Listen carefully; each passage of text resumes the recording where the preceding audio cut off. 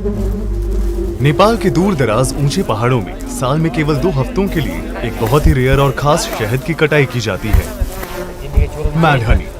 यह असाधारण शहद जो हिमालय में दुनिया की सबसे बड़ी मधुमक्खियों द्वारा बनाया जाता है, बहुत ज्यादा शक्तिशाली ग्रैनोटॉक्सिन से भरपूर होता है। ये टॉक्सिन्स आपके सेंसेस को अकल्पनीय तरीकों से बदल सकते हैं और इससे आपको ऐसे हेलुसिनेशंस हो सकते हैं, जैसे ऐसी आवाजें सुनना जो असल में मौजूद नहीं है, या आपके आसपास की दुनिया को पिघलते हुए देखना। कमरा घूम रहा है ऐसा लग रहा है जैसे मैं वो सिर से लेकर पैर तक शराब के नशे में डूबा हुआ था। वो 3 दिनों तक सोता रहा। रेयर मैड हनी के छत्तों तक पहुंचने के लिए हंटर्स असुरक्षित चट्टानों पर सैकड़ों मीटर ऊपर चढ़ते हैं। केवल रस्सी की सीढ़ी पर भरोसा करते हुए वे केवल अपने हाथ और पैर का इस्तेमाल करते हैं, जबकि उन्हें विशाल मधुमक्खियों के अनगिनत दर्दनाक डंक सहने पड़ते हैं। पुराने समय से स्थानीय लोग मैड हनी का छोटे छोटे मात्रा में इस्तेमाल अलग अलग बीमारियों के इलाज और एक कामोत्तेजक के रूप में करते आए हैं, लेकिन इसकी अनोखी हीलिंग कैपेबिलिटीज और जहरीलेपन के बीच की सीमा बेहद छोटी सी है। एक चम्मच से ज्यादा मैड हनी दिल की धड़कन धीमा कर सकती है, पैरालाइज कर सकती है या यहाँ तक कि जान भी ले सकती है। जिस दूर दराज के गांव में हम जा रहे हैं, सिर्फ एक ही परिवार है जो अभी मैड हनी हंटिंग की प्रैक्टिस कर रहा है, ठीक उसी तरह जैसे 7500 साल पुरानी इस केव पेंटिंग में दिखाया गया है। उनके प्राचीन तरीके कभी नहीं बदले और उनके हनी हंटिंग करने का तरीका आपको कहीं और देखने को नहीं मिलेगा। 36 घंटे की फ्लाइट और रोड ट्रिप के बाद हम आखिरकार तांजी गाँव पहुँचे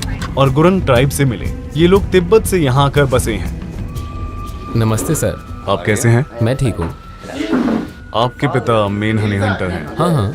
वाह, उनकी परंपरा के अनुसार मेरे जैसे नए लोगों को नुकसान, बीमारी और बुरी आत्माओं को सुरक्षा के लिए एक ताबीज पहनना जरूरी होता है। तो हनी हंटिंग पर जाने से पहले उस महिला ने मुझे पानी से आशीर्वाद दिया और मेरे गले में एक धागा बांधा। हम अभी हनी हंटर्स की ओर जा रहे हैं। हम चावल की सीढ़ी नुमा खेतों के रास्ते से नीचे की ओर बढ़ रहे हैं।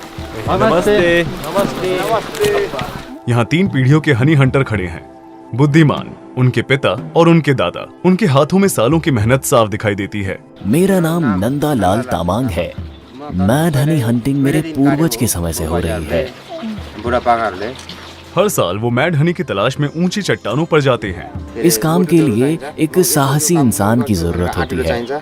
इस समय हर कोई अपने काम में बिजी है। वे इस गोल्डन पोशन यानी शहद की हंटिंग की तैयारी कर रहे हैं। नंदा और उनके पिता ये तय करने का प्लान बना रहे हैं कि किस चट्टान पर जाएंगे, जबकि बाकी लोग हाथ से बने औजार तैयार कर रहे हैं। सीढ़ी बनाने के लिए वे सावधानी से इन लकड़ी के डंडों को 2 बांस की रस्सियों की चोटी में फिट कर रहे हैं, जो कई मीटर लंबी है। इसे ऐसे डाला जाता है। चट्टान के ऊपर नंदा और बाकी गाँव वाले अंतिम तैयारियों में जुटे हुए हैं। वे सीढ़ी को पेड़ के तने पर मजबूती से बांध रहे हैं। सीढ़ी को मधुमक्खियों के छत्तों के पास लाना सबसे जरूरी है। ये रस्सी का सिरा है।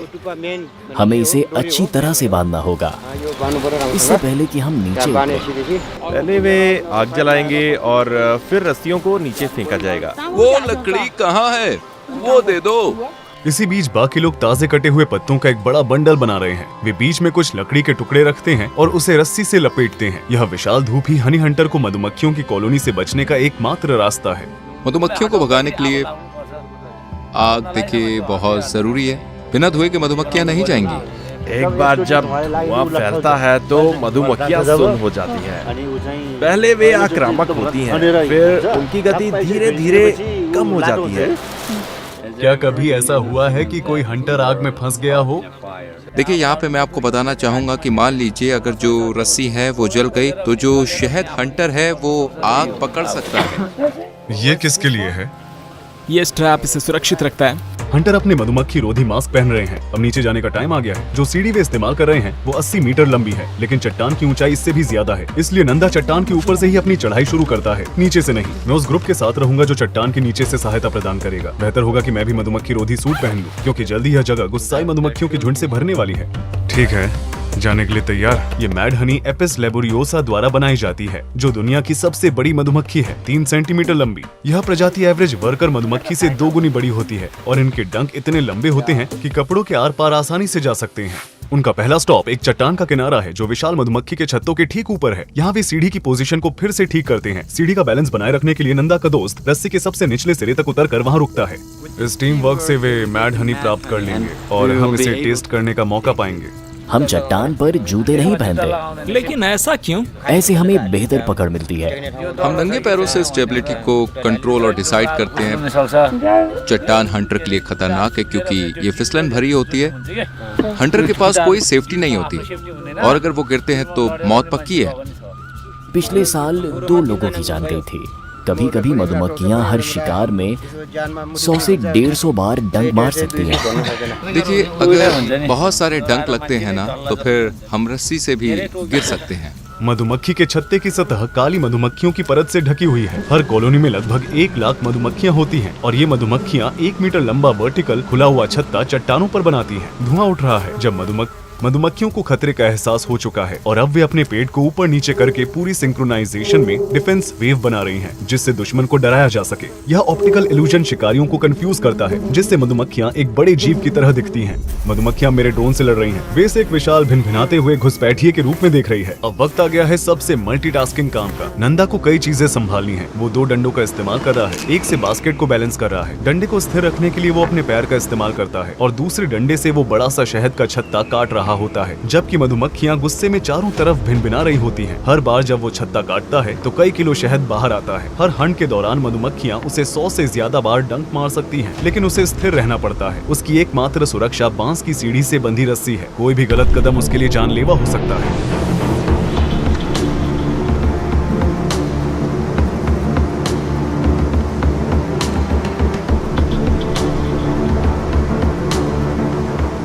तुम कितने समय से हनी हंटिंग कर रहे हो? बहुत समय हो गया, शायद 20 या 21 साल हो गए हैं। इस काम के लिए तो पत्थर का दिल चाहिए। ये एक जोखिम भरा काम है और इसे हर कोई नहीं कर सकता। हर कोई मैड हनी तो चाहता है, लेकिन जब वो इस काम की हकीकत को देखते हैं तो हैरान रह जाते हैं। हम इसे ज्यादा नहीं खाते, बस साल में कुछ चम्मच ही खाते हैं। ये हमें लगभग पूरे 24 घंटे तक नशे में रखता है।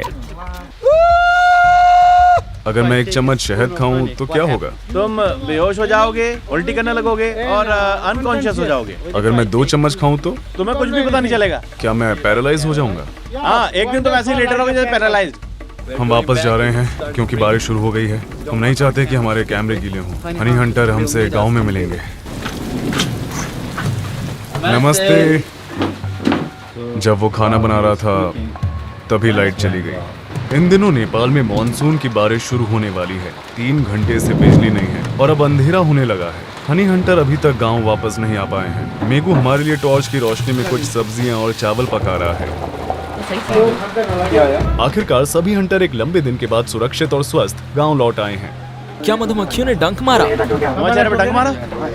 बहुत दर्द हो रहा है। उन्होंने यहीं पर डंक मारा। एक मधुमक्खी अभी भी मेरे कपड़ों के अंदर है। वे पूरे शरीर पर थी। आज हमने कितना शहद इकट्ठा किया है? लगभग 40 लीटर। क्या आप सब जाएंगे अगर मौसम अच्छा रहा तो? बारिश से चट्टान फिसलन भरी हो जाती है और किनारा खतरनाक हो जाता है। अगर तो मौसम अच्छा रहा तो हम जा सकते हैं। हमें भी बताओ तुम्हारे पापा के साथ क्या हुआ? उन्होंने एक कच्चे अंडे को मैड हनी के साथ मिलाकर एक कप में पिया। आधे घंटे बाद वो बाथरूम गए। वो बाथरूम में फर्श पर चटाई बिछाकर पूरी रात वहीं सो गए। अगली सुबह वे सीढ़ियों पर अपने हाथ पैरों से चढ़ रहे थे। आखिरकार वो दरवाजे के बाहर पहुंचे और फिर भाग गए। वो 3 दिन तक सोए रहे। वो सिर से लेकर पैर तक नशे में थे। आज मैं मैड हनी ट्राई करने के लिए काफी एक्साइटेड था, लेकिन अब रात के 10 बजे से ऊपर हो गए हैं और कल सबको जल्दी उठना है शहद की हार्वेस्टिंग के लिए। रात में अकेले ट्राई करना सेफ नहीं होगा, खासकर जब हम इतनी दूर हैं और नजदीकी हेल्थ फैसिलिटी भी मीलों दूर है। तो अब मुझे कल तक का इंतजार करना पड़ेगा इसे ट्राई करने के लिए।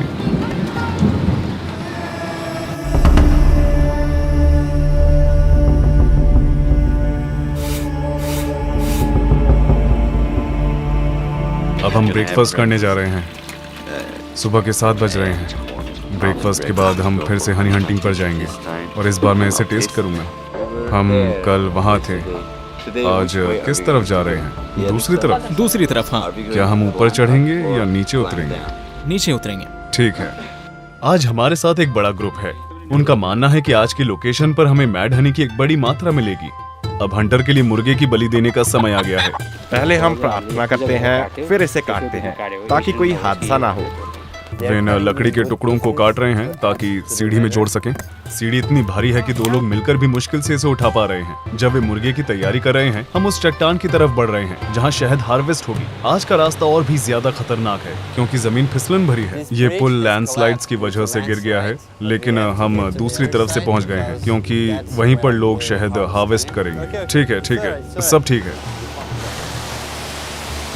हमें एक साथ होकर चलना होगा क्योंकि हम अब पुल को हिला रहे हैं। बहुत खतरनाक है। तुम ठीक हो? हाँ मैं ठीक हूँ, और तुम? मैं भी ठीक हूँ। हाँ। हम बस पहुँचने वाले हैं। ठीक है, मैं नीचे आ रहा हूँ। कूदो। हाँ, मैंने पकड़ लिया।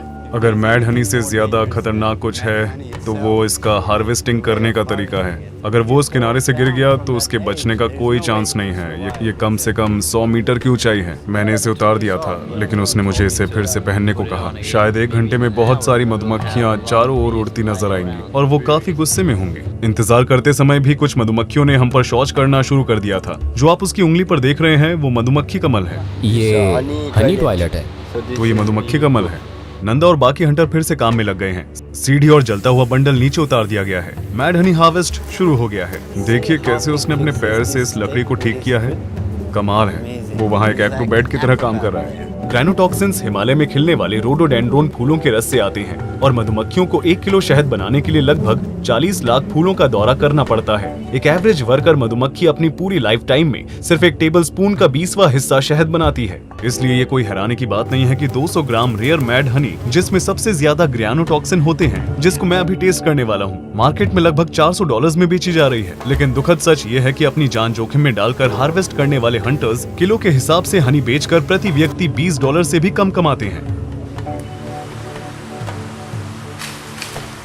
शहद से भरा एक टोकरा यहाँ आता है जो सीधा चट्टान से ऊपर लाया गया है। टीम अब मैड हनी निकालने में लगी है। वो एक स्ट्रॉ छलनी का इस्तेमाल कर रहे हैं ताकि लार्वा, मरी हुई मधुमक्खियाँ, कीड़े मकोड़े और दूसरी गंदगी को छानकर प्लास्टिक जरीकीन में स्टोर किया जा सके। आखिरकार मैड हनी का स्वाद चखने वाला हूँ। यही वो पल है जहाँ चीजें वाकई रोमांचक हो जाती है। इसका स्वाद हल्का कड़वा है जिसमें मिठास भी है। मैं सच में ग्रायोटॉक्सिन्स का असर तुरंत महसूस कर सकता हूँ। थोड़ी झंझनाहट हो रही है ना? हाँ, इसका टेक्सचर अलग है। ये मुंह में जलन पैदा करती है। जैसा तुमने कहा था ये शुरू हो चुका है।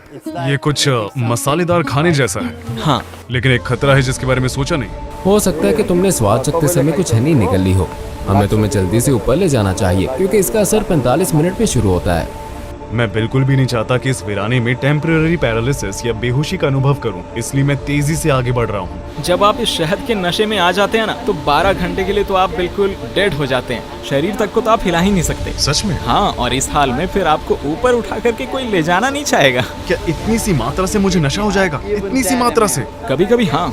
हमारे लिए वापस जाने के लिए काफी लंबा रास्ता। हम जल्दी से गांव लौटने की कोशिश कर रहे हैं। उम्मीद है मेरा शरीर मुझे धोखा नहीं देगा। क्योंकि हम काफी ऊपर चढ़ चुके हैं, यहाँ हम थोड़ी देर के लिए ब्रेक लेने वाले हैं। हम उस मुर्गे को खाएंगे जिसकी शहद के हार्वेस्ट से पहले बलि दी गई थी। ले लो भाई। शुक्रिया भाई।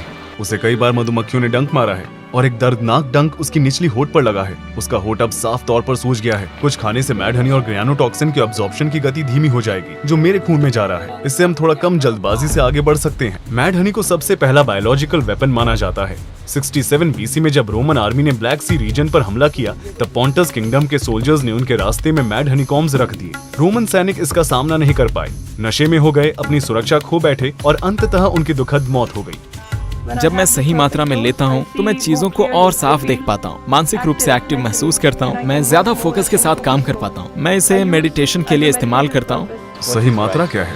ये शहद पर निर्भर करता है। ये वाला बहुत स्ट्रॉन्ग है तो मेरे लिए 1 टेबलस्पून काफी है। अगर आप ज्यादा खा लेंगे तो ये बहुत बुरा हो सकता है। आखिरकार मैं बिना किसी परेशानी के गांव के प्रवेश द्वार पर पहुंच गया और अब मैं यहाँ मैड हनी को एक आखिरी बार खाने वाला हूँ। इस बार मैं खुद को रोक नहीं रहा और एक अच्छी खासी मात्रा में मैड हनी अपने मुंह में डाल रहा हूँ। मैंने कुछ ज्यादा ही खा लिया।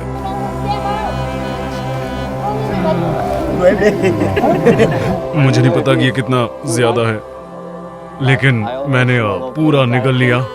उम्मीद है कि मुझे ज्यादा नशा नहीं होगा। इसका स्वाद बहुत ही ज्यादा कड़वा है और इससे मुझे काफी खांसी हो रही है। अब इंतजार करेंगे और आप लोगों को अपने अनुभव के सारे डिटेल्स बताऊंगा।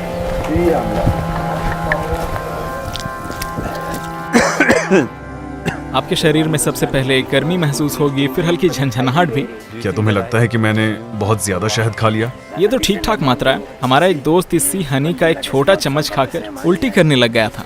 तो जो मैं महसूस करूंगा वो पूरी तरह से एक सरप्राइज होगा। हर किसी को इसका अलग एक्सपीरियंस होता है। चलिए थोड़ा इंतजार करते हैं और देखते हैं क्या होता है। जब तक मैड हनी असर दिखाए, मेरे पास आप लोगों के साथ एक बहुत ही एक्साइटिंग न्यूज शेयर करने के लिए है। ये कुछ ऐसा है जिसका मैंने सालों से सपना देखा था और महीनों की मेहनत के बाद मुझे खुशी है ये अनाउंस करने में कि मैंने गेम डेवलपमेंट कंपनी शुरू की है जिसका नाम है बोनोबोस गेम्स, और हमने अभी अभी अपना पहला गेम कंप्लीट किया है। इसका नाम है द लास्ट ड्रॉप। ये एक single player PC survival game है। एक दुनिया जहाँ सूखा पूरी तरह से हावी हो चुका है। आप आखिरी पानी की बूंद को कंट्रोल करते हैं। आपका मिशन है उन दुश्मनों से लड़ना जो आपको खत्म करना चाहते हैं और स्ट्रेटेजिक फैसले लेकर सर्वाइव करना और प्लेनेट को जिंदा रखना। जैसे जैसे आप लेवल अप करते हैं, दुश्मन ज्यादा मुश्किल होते जाते हैं और अंतहीन वेव के साथ उनकी संख्या भी बढ़ती जाती है। लेकिन चिंता मत करो, आप अपने कैरेक्टर को यूनिक और पावरफुल वेपन से लेस कर सकते हैं, जैसे कि water bombs, ice lasers, mud buddy और बहुत कुछ। इनका इस्तेमाल करना काफी मजेदार है। देखो कैसे हर शॉट और स्प्लैश में एनर्जी का धमाका होता है। सबसे बेस्ट पार्ट ये है कि the last drop customisation offer करता है ताकि आप अपनी स्ट्रेटेजी के हिसाब से गेम खेल सकें। मैप के अलग अलग सेक्शंस को अनलॉक करें और अपने डिफेंस को मैक्सिमाइज करने के लिए टेरेन को फिर से बनाएं। हर मोड पर एक नई चुनौती है और कोई भी दो गेम प्ले एक जैसे नहीं होते। ग्लोबल लीडर बोर्ड पर कम्पीट करें जहां आप अपना स्कोर और रैंकिंग ट्रैक कर सकते हैं और दुनिया भर के प्लेयर्स को चैलेंज कर सकते हैं। आप डायनामिक प्लेयर कम्युनिटी से भी जुड़ सकते हैं जहां आप अपनी फीडबैक शेयर कर सकते हैं, स्ट्रेटेजीज पर चर्चा कर सकते हैं और गेम के भविष्य को बेहतर बनाने में मदद कर सकते हैं। द लास्ट ड्रॉप कभी खत्म नहीं होता। ये इस बात पर है कि आप कितनी देर तक सर्वाइव कर सकते हैं। इस वीडियो के डिस्क्रिप्शन बॉक्स के टॉप पर दिए गए लिंक पर क्लिक करें। द लास्ट ड्रॉप को अभी स्ट्रीम से डाउनलोड करें और देखते हैं कि क्या आप लीडर बोर्ड पर टॉप स्पॉट हासिल कर सकते हैं। मैड हनी खाए हुए कुछ घंटे हो चुके हैं और आखिरी बार जब मैंने देखा तो मैगू की तबीयत ठीक नहीं लग रही थी। अब मैं जाकर देखता हूँ कि वो कैसा है। कैसा महसूस हो रहा है भाई? अच्छा नहीं, बिल्कुल अच्छा नहीं। तुमने कितना खाया? बस थोड़ा सा, बस। मैंने तुमसे ज्यादा खा लिया। क्या तुम सोना चाहते हो? हम तुम्हें अकेला छोड़ सकते हैं। ठंड लग रही है और मेरे पैर, मेरी उंगलियां बहुत ठंडी हो रही। तो क्या तुम खड़े हो सकते हो? नहीं नहीं, बिल्कुल नहीं। मुझे प्यास लग रही है, अगर मैं पानी पीऊं? मत पियो। क्यों? मुझे ही प्यास लगी थी, मैंने पानी पिया, उसके बाद मुझे उल्टी हुई थी, फिर से उल्टी हुई, फिर से उल्टी हुई। मुझे 10 बार उल्टी की मैंने। जल्द ही मुझे भी मेगू जैसे लक्षण महसूस होने लगे। मेरे शरीर का तापमान अचानक गिर गया और मैंने खुद को सबसे पहले जो कंबल मिला उसमें कसकर लपेट लिया। क्या खांसी आना सामान्य है? क्या तुम चाय या पानी पीना चाहोगे? हाँ, देखो ये गर्म है। हाँ, लेकिन मुझे अपनी उंगलियों पर कोई गर्मी महसूस नहीं हो रही। मैं इसे ऐसे घंटों तक पकड़ सकता हूँ। चलो देखते हैं हम दोनों में से कौन इसे ज्यादा देर तक पकड़े रखता है। क्या तुम अभी पकड़ सकते हो? ग्रैनोटॉक्सिन मानव शरीर में सोडियम चैनलों की गतिविधि को बाधित करता है, जिससे सेल मेम्ब्रेन में न्यूरॉन्स और मसल सेल्स के बीच सही तरह से संचार और कार्य नहीं हो पाता। इसलिए इस वक्त मेरी उंगलियों के सिरों में गर्मी का एहसास नहीं हो रहा है और उनमें झंझनाहट और सुन्नपन जैसे असामान्य एहसास हो रहे हैं और मुझे असर धीरे धीरे पूरे शरीर में फैलता महसूस हो रहा है। ले लो भाई, ले लो। अब मुझे बहुत गर्मी लग रही है। शरीर को बारी बारी से गर्मी और ठंडक महसूस हो सकती है। अगर वो नशे में है तो उसे ज्यादा इधर उधर नहीं घूमना चाहिए। पहले मुझे लगा कि मैं जल रहा हूँ, इसलिए मैंने अपनी शर्ट उतारने की कोशिश की और फिर थोड़ी देर बाद मुझे ठंड लगने लगी। आज हमने जो मैड हनी हार्वेस्ट की थी, उस महिला ने भी एक चम्मच लिया। वो अच्छे मूड में लग रही है। कमरा घूम रहा। मुझे उल्टी जैसा महसूस हो रहा है। मेरे हाथ पैर में झंझनाहट हो रही है। सब कुछ घूम रहा है। कभी कभी मुझे रोने का मन करता है तो कभी हंसने का। हमारे होस्ट को मैड हनी से मुझसे ज्यादा फायदा हो रहा है। इनकी उम्र कितनी है? पूछना थोड़ा रूड हो सकता है, माफ करना। तुम्हारी उम्र क्या होगी? तुम मेरी उम्र पूछ रहे हो? हाँ। मैं 1 साल की हूँ। ये क्या कह रही है? मैं 1 साल की हूँ, 1 साल। मैंने उसे यहाँ किडनैप कर लिया है। मुझे ऐसा लग रहा है जैसे मैं बहुत नशे में हूँ। ऐसा लग रहा है कि मैं उड़ रही हूँ। ओह, आप इनके बारे में क्या सोचती हैं? क्या वो हमारे कैमरे पर रिकॉर्डिंग को लेकर कंफर्टेबल है? हाँ, मुझे वो पसंद है। मैं उसे बॉयफ्रेंड बना सकती हूँ। मुझे इनके देश से एक बूढ़ा आदमी ला कर दो जो मेरा बॉयफ्रेंड बन सके। मुझे यहाँ सिर दर्द हो रहा है, मेरे माथे से लेकर मेरी बाईं आंख तक। इसलिए मैं अपनी आंख खोल कर रखना नहीं चाहता। मेरे पूरे शरीर में दर्द हो रहा है। सेकंड्स घंटों जैसे लग रहे हैं और मुझे थोड़ा बहुत समय का एहसास नहीं रहा है। अब असर और भी तेज हो रहा है और मुझे उल्टी जैसा महसूस होने लगा है। अचानक से मैंने उल्टियां शुरू कर दी। ग्रैनोटॉक्सिन का कोई एंटीडोट नहीं होता। ज्यादातर समय शरीर इसे सहन कर लेता है, लेकिन कुछ रेयर मामलों में इससे हार्ट फेलियर हो सकता है। इसके औषधीय लाभों का आनंद बिना साइड इफेक्ट्स के लेने के लिए सबसे अच्छा तरीका है कि अपने डॉक्टर की सलाह पर ही लें। खुशकिस्मती से मेरा शरीर 24 घंटे के अंदर इस जहर को साफ कर चुका था और अगली सुबह मैं काफी बेहतर महसूस कर रहा था, भले ही रात सिर दर्द, जी मचलना और कानों में बजने वाली आवाजों के साथ गुजरी हो। मैड हनी आसानी से नहीं मिलती। इसे चट्टानों के किनारे बने छत्तों से निकालने के लिए कुशल और बहादुर लोगों की जरूरत होती है। गुरुंग समुदाय एक समृद्ध सांस्कृतिक धरोहर को संजोए हुए है, जिसे मैं आशा करता हूँ कि आने वाली जनरेशन तक पहुँचाया जाएगा। The last drop game download करना मत भूलना, जिसे मेरी गेम डेवलपमेंट कंपनी ने बनाया है। इसे अभी स्टीम पर खेलो, मुझे यकीन है कि आपको मजा आएगा। गेम का लिंक इस वीडियो के डिस्क्रिप्शन बॉक्स के सबसे ऊपर है। द लास्ट ड्रॉप के लीडर बोर्ड पर मिलते हैं। रूही चैनत यहाँ पर था।